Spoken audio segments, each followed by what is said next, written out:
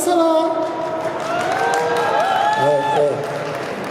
Franchement, je pense que vous pouvez faire quand même beaucoup mieux pour notre invitée ici, Caroline Pascal. Applaudissements!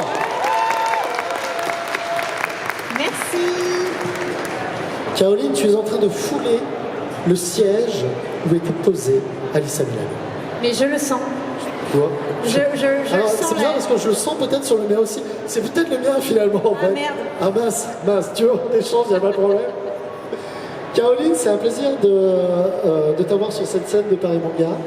Merci, Vraiment. merci d'être venu poser des questions. Mais grave, parce que justement, vous allez faire vivre cette conférence. Moi, c'est vrai que j'ai quand même quelques questions pour Caroline, mais je compte sur vous aussi, le public, pour lui poser toutes vos questions. Elle est super gentille, super cool, réellement. Donc n'hésitez. Et pourtant, on a parlé 2 minutes, hein. Mais je peux vous le dire, elle est très cool. Il n'y a aucun problème. Je confirme. Caroline, Vous pouvez me poser des questions. c'est la première fois que tu viens à Paris Manga? J'avais fait Paris Manga, je crois, il y a une quinzaine d'années. Quinzaine d'années? Ah ouais, c'était... Je crois quand c'était à Porte de Versailles. Ouais, Je n'étais pas revenue depuis. Ok, t'es là. Ouais. Bah, tu vois, on est très heureux de te retrouver ici, vraiment. Bah merci. Caroline, on va parler un petit peu de... C'est normal quand même. De Kaamelott, on parlera aussi d'autres aspects de ton travail, c'est-à-dire le doublage, qui est quand même un aspect assez important chez toi, vraiment. Je dirais même très important. Ouais. Mais effectivement, c'est la conférence Kaamelott, beaucoup de gens sont là pour ton personnage de Demetra dans la série. Et on va en parler un petit peu, tes débuts, ce que tu as pensé, un peu de tout ça. Voilà. Donc ça va être assez chill. Caroline, donc t'inquiète, t'es à la maison, il n'y a pas de problème, t'en fais pas. Bien. Donc voilà, comme je vous le disais il y a quelques instants, n'hésitez surtout pas. Si vous avez une question, parfois je dirais levez la main. Allez-y, faites un test, levez la main. Ah, ils le font bien. Parfait, parfait. Vous êtes prêts, vous êtes chaud. Caroline, je commence direct un petit peu. Pas nécessairement sur quelle heure, mais moi je voudrais savoir ce qui t'a donné envie, ce qui t'a poussé à venir dans la comédie. Alors, c'est pas très original, mais en fait, mes parents sont comédiens. Ok, très bien. Voilà, donc j'ai grandi dans ce milieu, notamment du théâtre. Ouais. Et du coup, quand j'étais petite, j'allais assister aux répétitions de certaines pièces de mon père. Et je pense que l'envers du décor m'a tout de suite enchantée. Et du coup, ça s'est fait hyper naturellement d'avoir envie de jouer la comédie. Totalement. Je pense, oui, tu dis oui, mais effectivement, mes parents étaient comédiens. Après, tu aurais pu avoir ça en toi, même sans avoir des parents comédiens, et dire, moi, la comédie, c'est mon dada. Okay. Alors, c'est quand même le cas, mais en fait, c'est marrant, on est 4 dans la fratrie. J'ai un grand frère et 2 petits. Le grand frère, il est comédien, auteur, metteur en scène, romancier, et il fait énormément de doublage aussi. On travaille très souvent ensemble. Et les 2 petits font tous les 2 des études de droit, avec aussi des parents comédiens. Donc comme quoi, effectivement, je ne sais pas ce qui fait que certains choisissent et pas d'autres, mais en tout cas, les 2 premiers de la fratrie, on a eu envie de raconter des histoires. Je pense que c'était ça. Et de faire rigoler. On va pas se mentir. Je te rassure, tu arrives très bien à faire rigoler les gens, il n'y a pas de souci. Caroline, qu'est-ce qui s'est passé? Comment tu as rencontré Alexandre Astier? Comment t'en es arrivé justement parce que j'ai interviewé beaucoup de comédiens, ils ont tous pratiquement la même réponse, sachant que ça reste, c'est bizarre de dire ça, mais ça reste une genre d'entreprise familiale. On va voir Alexandre, on joue avec lui, on parle, on dit oh ça serait intéressant. Toi, comment t'en es venu? On est 2 exceptions au casting de Kaamelott. Anne Giroir et moi. On est toutes les 2 passées des castings. Ok. En fait, lui, il connaissait effectivement plein de comédiens. Donc, quand il a fait ses pilotes et qu'il a commencé à tourner, il a casté les gens qu'il connaissait, qu'il voyait, qui l'inspiraient. Et en fait, il n'avait pas sa guenièvre. Et donc, on a passé des castings, parce que j'ai passé les castings pour le rôle de la reine.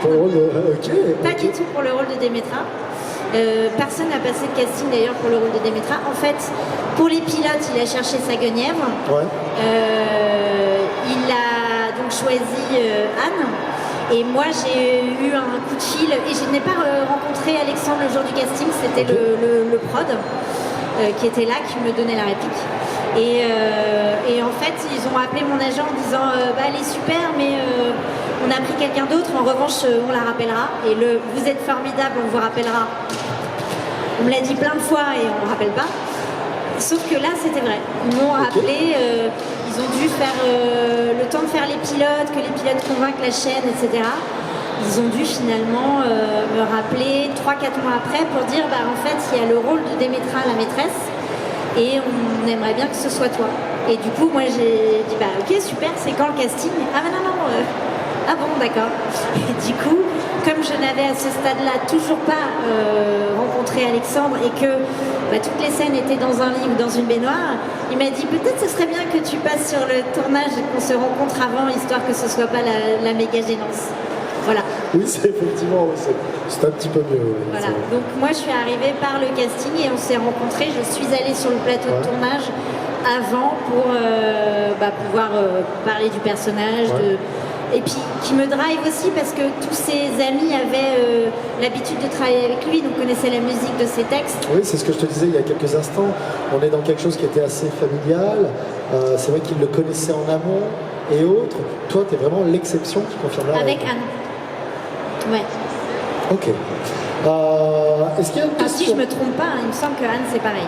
Non, peut-être. Je ne sais pas. Je crois que Anne c'est le même. Tu es sûre, Caroline? Je ne suis pas sûre. C'est on pour ça que je... On l'appelle Anne? Écoute, attention. Vas-y, appelle Anne. Je n'ai pas son numéro. Moi, ça se passe.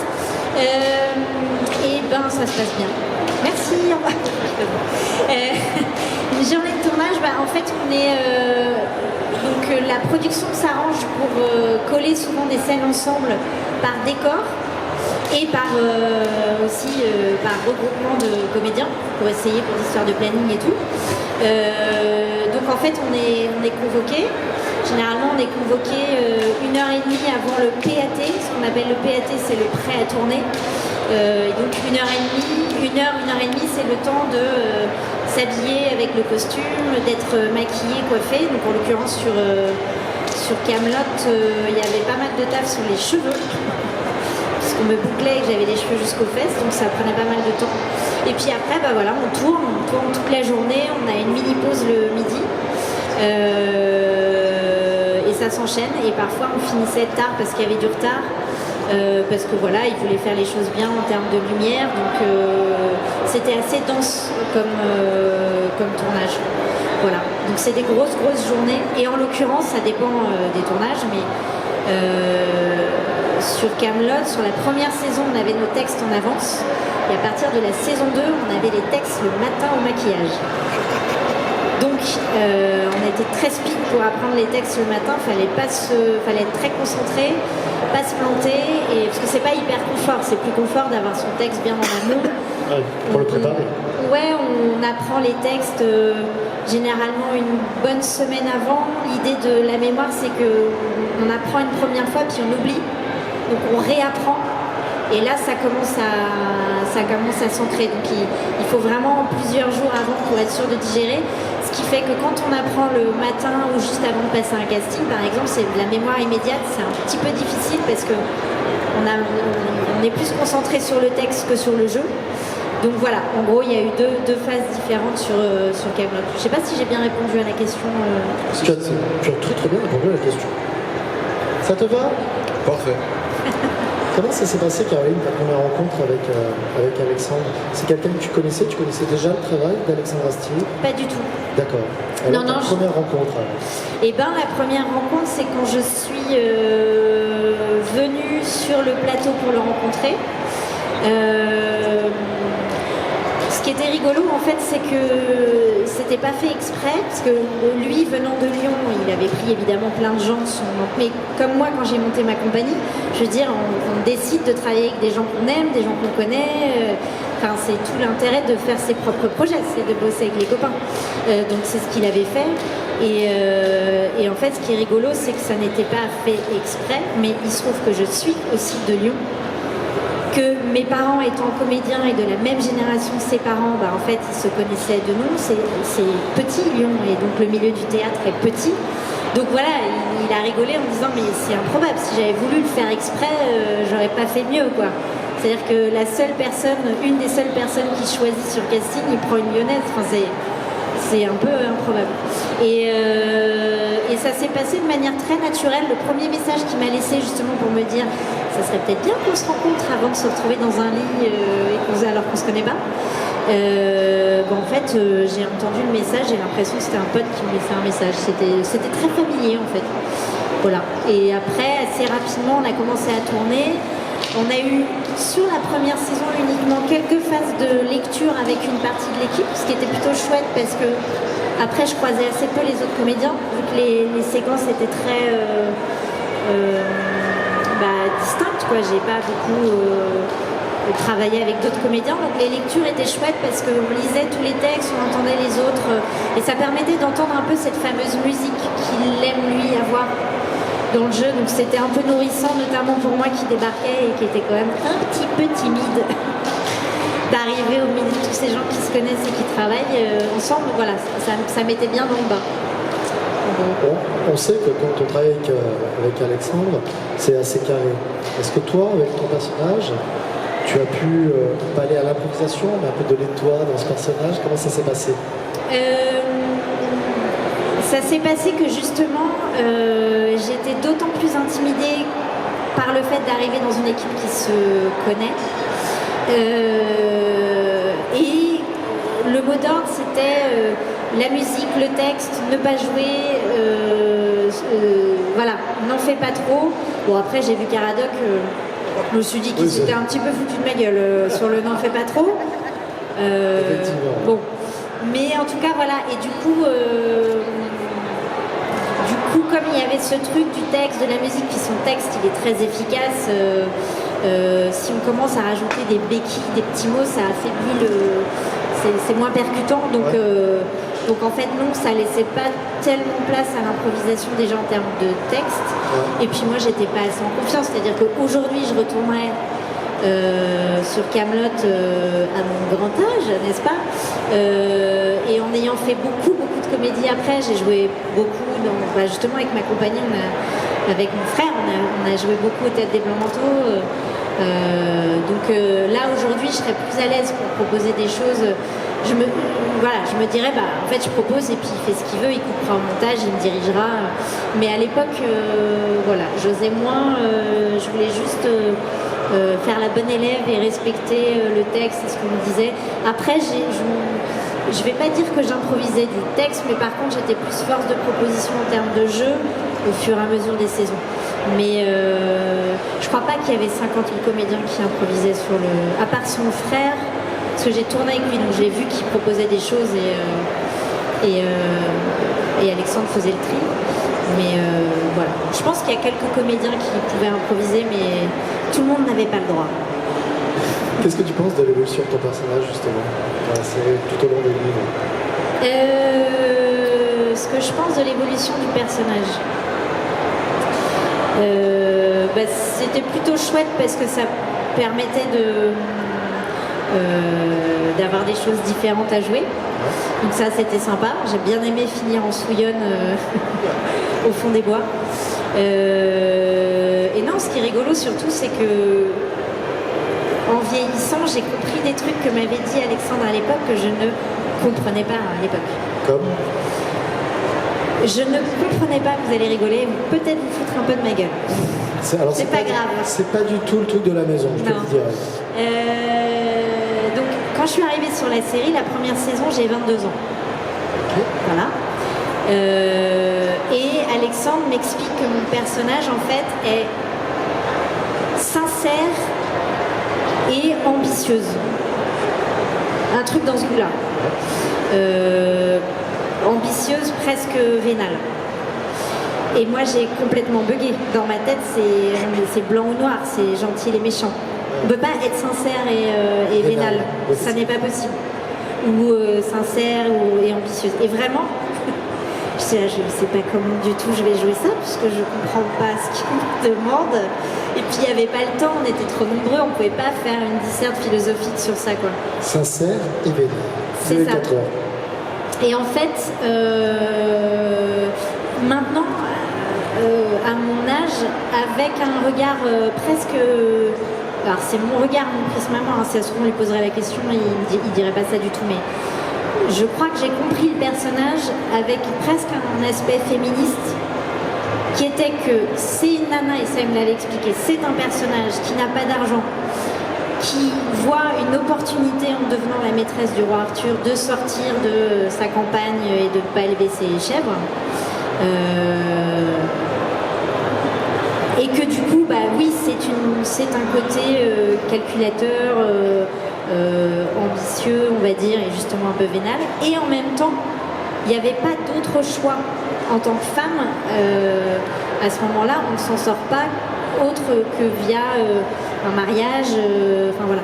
Et donc le côté sincère, c'est que elle choisit ce truc-là pour s'en sortir, tout simplement. En fait, elle se bat dans la vie, quoi. Elle se bat dans la vie, et en fait, il se trouve que elle est sincèrement, finalement, amoureuse du choix qu'elle a fait pour s'en sortir dans la vie. C'est un truc que je peux comprendre aujourd'hui, mais que je ne comprenais pas à l'époque. Bon, après, il me disait pas, c'est parce qu'elle est féministe et machin. J'avais pas non plus cette explication. Il y a un contexte historique aussi, il y a pas mal de choses. Donc c'est vrai qu'après, avec l'interprétation, je me rends compte que ce que tu viens de dire, c'est que le personnage, en fait, il a juste envie de survivre. Mais oui, et vraiment, à l'époque, j'étais là, mais non, mais si elle est ambitieuse et vénale, elle peut pas être sincère, je ne comprends pas ce truc. Donc je sais pas, à l'époque, je crois que j'ai dû me dire, le côté ambitieux et vénal, de toute façon, ça se verra dans ses textes et dans ce que Alexandre fait comme choix de parcours du personnage. Et moi, je vais m'atteler qu'au côté sincère. Voilà. Et du coup, j'ai l'impression que ça passe. Et que ça donne le personnage qu'il voulait. Mais c'est vrai que c'est rigolo de se rendre compte, en fait, que... il te faut 10-15 ans pour arriver à comprendre ce que le monsieur voulait te dire initialement, ou toi c'était à 3000. Très bien, merci beaucoup pour ta réponse, Caroline. On va prendre une autre question du public. Est-ce qu'il y a quelqu'un qui veut poser une question à Caroline? N'hésitez surtout pas, ne le faites pas. Ou ça, je ne vois pas. Ah, levez la main plus haut, les amis. Hein. Je ne vous vois pas, vous êtes perdus au milieu du public. Bonjour, comment t'appelles-tu? Ali. Ali, ta question. C'est une question un peu compliquée, puisque je ne sais pas si vous avez le droit de répondre. Ah. Mais en gros, dans Camelot premier volet, on voit que vous n'êtes pas là. Alors que le thème de nouvelle génération, c'est assez important dans le film. Est-ce que c'est pour des questions de planning, parce qu'il y avait trop de personnages, ou alors c'est pour la partie 2, et vous n'avez pas trop de dire, on sait pas trop. Personne m'a dit qu'il fallait dire ou rien dire, donc je vais répondre. Non, il n'y a pas d'histoire de planning. Je pense que Alexandre, il a sa trajectoire sur ses histoires avec des envies de personnages, et j'en fais pas partie. Mais c'est pas une histoire de planning, de refus. Ça s'est fait comme ça, je pense. Donc, et je suis pas dans le 2 non plus. Voilà, je sais, il y a plein de gens qui sont un peu tristounets, je suis désolée, mais c'est pas de mon fait. Et peut-être que, voilà, vu qu'il y a des suites, je finirai peut-être par tourner dans la suite, mais pour le moment, c'est pas prévu. Ça te va? Caroline, t'avais passé le casting pour faire Guenièvre, alors c'est un personnage que j'ai pas été prise. T'as pas été prise? Je tiens au courant parce que. C'est vrai? Ouais, j'ai pas été prise. Merci. Est-ce que c'est alors, dans tous les personnages féminins qu'il pouvait y avoir dans la série, il y a un personnage que tu aurais aimé interpréter autre que Démétra ou pas? Parce que justement, tu dis Guenièvre, mais. Je crois que c'est impossible de répondre à cette question parce qu'ils sont tous tellement bien que Guenièvre, il est génial son rôle, mais je suis pas sûre. D'ailleurs, je pense que je l'ai fait moins bien qu'elle puisque je n'ai pas eu le casting, tu vois. Après, Perceval me fait hurler de rire, mais j'ai pas l'emploi. Alors, c'est quoi? Regarde, je reforme cette question. Vas-y. Tous les personnages, pas les personnages féminins, tous les personnages. Ouais. Si tu avais pu, alors déjà, ton personnage préféré dans la série, je pense, et si tu avais pu interpréter un autre personnage, si tu as eu la chance de pouvoir interpréter. Moi, vraiment, Perceval me fait hurler de rire. Ouais. Voilà. Perceval, je le trouve d'une naïveté et d'une bêtise. Voilà, j'adore ce personnage. Je sais pas si je l'aurais fait pareil aussi bien ou pas, mais voilà. Et sinon, le personnage de la reine, il est hyper chouette aussi. Elle est très, enfin, le rôle, et puis la comédienne est très drôle. Le rôle est très drôle. Le personnage aussi de la mère, c'est Célie, c'est ça? Non. Si, c'est ça. Je vois des têtes qui me disent merci. Célie aussi, mais c'est pareil. La comédienne, elle est géniale. Il y a plein de rôles, franchement. Léo Dagan aussi, il est enfin, tu vas nous prendre tout le casting en fait. Oui, voilà, bon, finalement, en fait, ça sert à rien. Arrêtons cette question. J'aime tous les personnages. Tu sais quoi, autre personnage, c'est vrai qu'à chaque fois je la pose aux comédiens, je voulais savoir un petit peu ton avis sur le changement de la série au fur et à mesure des livres. On est passé d'une série qui était très très comique à quelque chose de beaucoup plus noir, beaucoup plus dramatique sur les derniers livres. Qu'est-ce que tu en penses, toi? J'ai pas d'avis. J'ai pas tellement d'avis sur la question. Moi, je trouve ça bien qu'il y ait une évolution. Je trouve ça intéressant. J'aime beaucoup le début de la série parce que ça me fait hurler de rire. Et pour le coup, quand on m'avait montré les pilotes avant que je tourne la saison 1, je m'étais dit putain, c'est à mourir de rire. J'étais trop contente de tourner là-dedans. Mais je trouve ça intéressant aussi d'aller vers quelque chose de différent et de plus sombre. C'est-à-dire que je sais qu'il y a des gens qui préfèrent le début de la série et qui sont déçus par la suite. Il y en a qui préfèrent la suite. On ne peut pas plaire à tout le monde, mais je trouve ça intéressant qu'il suive en tout cas son inspiration, lui, en tant qu'auteur et créateur. Et puis peut-être que c'est aussi pour ça que ça dure aussi longtemps, c'est qu'il se renouvelle. Peut-être que s'il faisait vraiment que comme les premières saisons, au bout d'un moment, déjà peut-être que lui, il aurait plus d'inspiration. C'est possible. Et puis peut-être que vous seriez un peu lassé, j'en sais rien. J'avais une question, je ne me rappelle plus. Mon avis sur le conflit israélo-palestinien. Alors, on va prendre une autre question. Non, j'étais en train de réfléchir à quelque chose. En plus, c'était une super bonne question. Ah oui, aussi, je suis bête. Je parle depuis tout à l'heure, vous ne savez peut-être pas, mais je parle depuis tout à l'heure de ta carrière d'actrice sur Kaamelott. Tu étais aussi connue pour être grande comédienne de doublage. 1m62. Ouais, c'est pas mal, hein, pour une femme cinéma. C'est dans la moyenne. Tu es quand même considérée comme une moyenne comédienne de doublage. Oui, tout à fait. Merci. Et je voulais que tu me parles un peu de cette expérience, justement, de comment on est venu à devenir comédienne de doublage. Et les autres questions, je t'en poserai peut-être une dernière, mais après les autres, on a une autre conférence après. Ouais. Où tu seras là, justement. On garde ça va regarder un petit peu, mais justement tes débuts. Alors, en fait, moi j'ai commencé à tourner petite. J'ai dû commencer à 6-7 ans à faire des bricolettes dans des téléfilms, des films. J'ai même fait une pub pour les nuls quand j'étais toute petite. Je me souviens. C'était quelle pub? Un peu d'amour, un peu de balsa, et voilà, ça ne sert à rien. Bon, c'est niche, faut s'en souvenir. C'est là où j'ai appris à faire du flipper, pour te dire, hein, mon souvenir de tournage, c'était pas les nuls, c'était le flipper.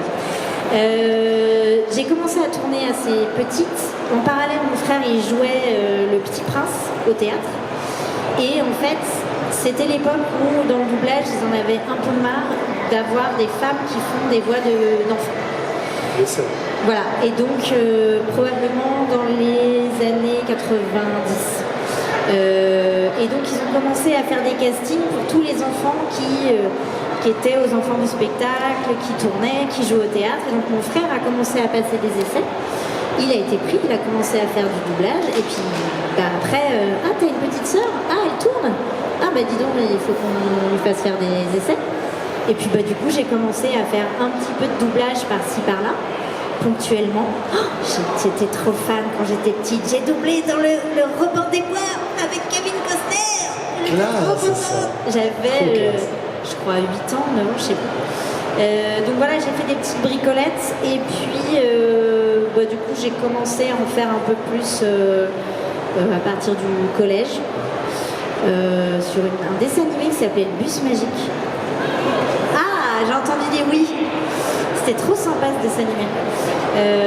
Et puis voilà, après, une fois qu'on a un pied dedans, voilà, ça s'enchaîne. Et après, j'ai fait en parallèle et du théâtre, et du doublage, et des tournages. J'ai continué à Et en tourner. plus, dans le doublage, tu fais tout.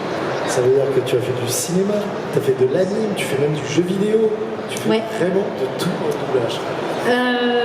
Oui, pas mal. Après, je fais un petit peu moins d'animation que, par exemple, que mon frère, qui en fait énormément. Ouais. Mais j'en ai fait quand même pas mal. Ton frère fait quoi en animation? Tu peux nous parler un petit peu des...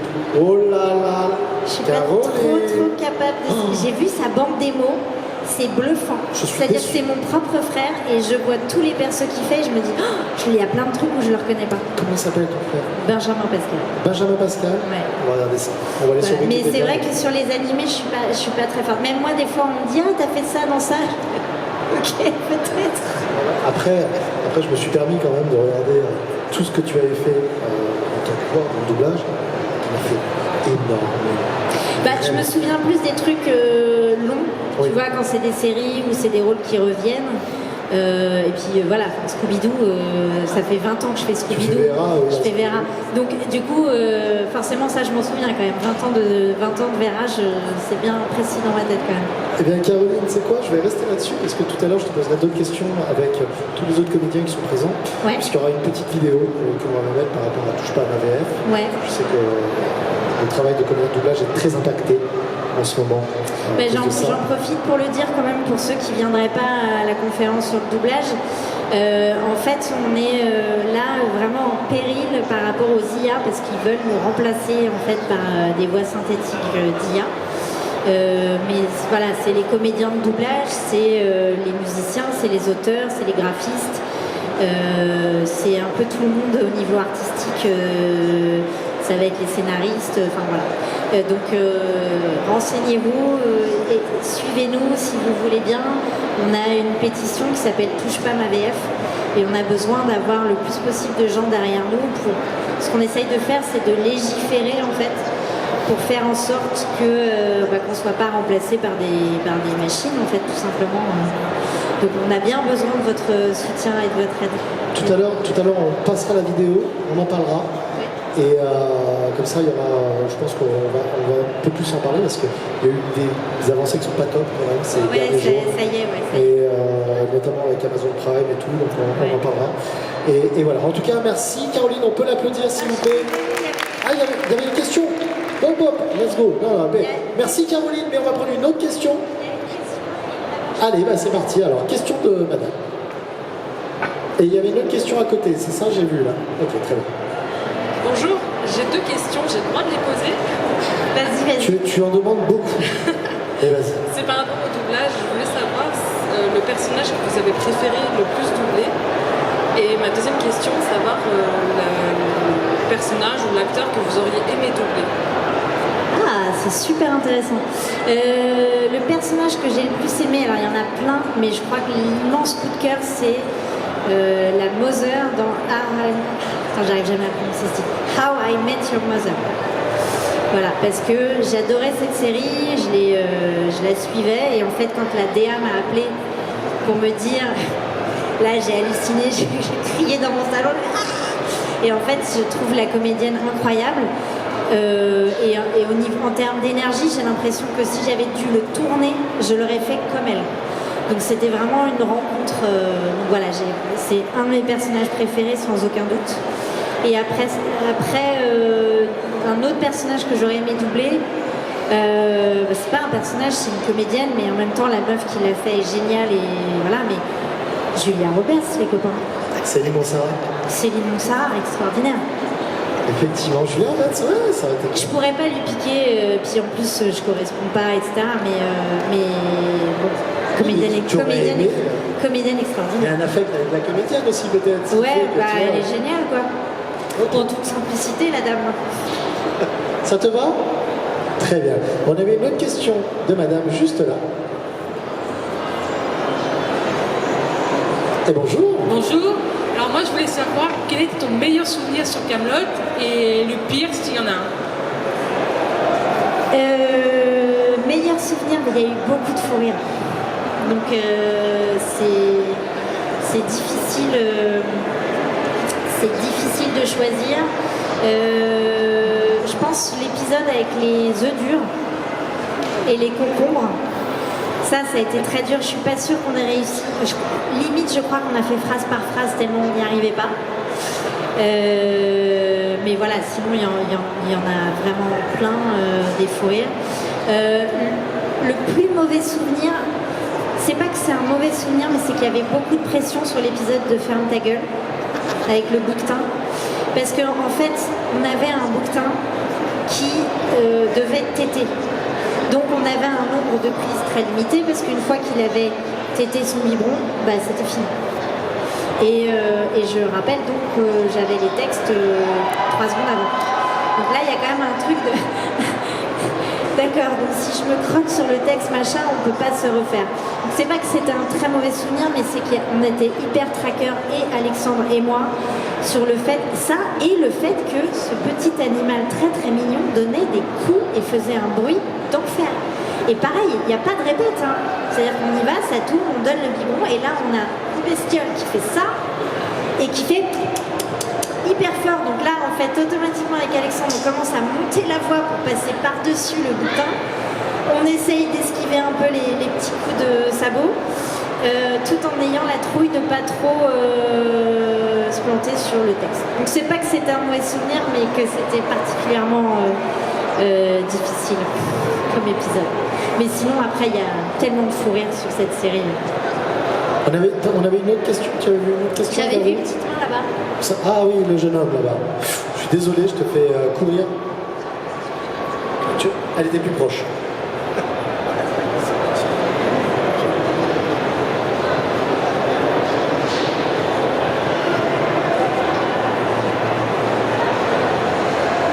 Bonjour. Bonjour. Et bonjour. J'avais une question. Est-ce qu'il y a une scène que t'as pas pu ou t'as pas voulu jouer durant la série, du coup qu'on n'a pas pu voir? Alors, je veux pas vous décevoir. Il n'y a pas de scène que j'ai refusé de tourner, mais on a eu un souci de planning sur la saison 2 avec une incompréhension avec la prod. Où en gros, je vous passe les détails, mais ils m'avaient demandé de garder des dates, puis finalement ils ont dit non. Donc moi j'ai libéré mon planning. Il se trouve qu'à ce moment-là, j'ai justement des dates de doublage qui sont tombées. Je jouais au théâtre, je jouais 2 pièces en même temps, une en journée, et je jouais 1 voire 2 pièces le soir au Blanc Manteau. Enfin c'était un peu le bordel. Et quand ils m'ont rappelé, j'avais levé toutes les options qu'ils m'avaient données, et donc on a coincé sur le planning, et du coup ils ont donné une partie des épisodes qui étaient prévus, il a un peu réécrit et il l'a donné à d'autres maîtresses. Voilà. Mais c'était pas genre je vais tourner cette scène. Non. Ok. Voilà, juste une question de problème de planning. Eh bien Caroline, merci beaucoup. Merci à vous. On peut l'applaudir s'il vous plaît, Caroline Pascal qui était avec nous. On se retrouve Caroline d'ici quelques minutes pour la conférence. Je pense que tu peux rester dans le coin finalement. Pour la conférence Je vais Comédien faire de la marelle. Tu fais ce que tu veux, Caroline, t'es chez toi. Fais ce que tu veux, vraiment. Merci.